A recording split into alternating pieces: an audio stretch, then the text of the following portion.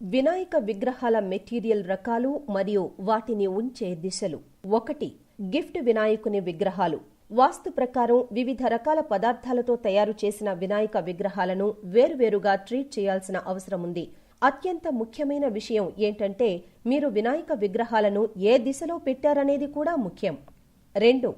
వెండి వినాయకుడు. ఒక వెండి వినాయక విగ్రహాన్ని మీరు ఖ్యాతి మరియు ప్రచారం కోసం కోరుకుంటారు.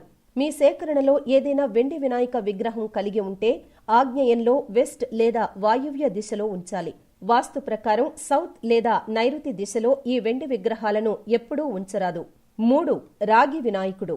మీ ఇంట్లో రాగి వినాయక విగ్రహాన్ని స్థాపించడం వలన వారసులకు మంచి జరుగుతుందని నమ్ముతారు. ఈ రాగి విగ్రహాలను తూర్పు లేదా దక్షిణ దిశలో ఉంచాలి. ఈ విగ్రహాలను వాయువ్య దిశల్లో ఎప్పుడూ ఉంచరాదు. 4. చెక్క వినాయకుడు. గంధపు చెక్కతో చేసిన విగ్రహాలతో సహా అన్ని చెక్క వినాయక విగ్రహాలకు అనేక ప్రయోజనాలు ఉన్నాయి. మంచి ఆరోగ్యం, దీర్ఘ జీవితం మరియు విజయం కోసం ఈ విగ్రహాలను పూజిస్తాం. కాబట్టి ఈ చెక్క విగ్రహాన్ని ఉత్తర, ఈశాన్య లేదా తూర్పు దిశల్లో ఉంచాలి. ఈ విగ్రహాలను ఆగ్నేయ దిశలో ఉంచవద్దు. 5. మట్టి వినాయకుడు. మట్టి వినాయక విగ్రహం వలన కూడా బహుళ ప్రయోజనాలు ఉన్నాయి.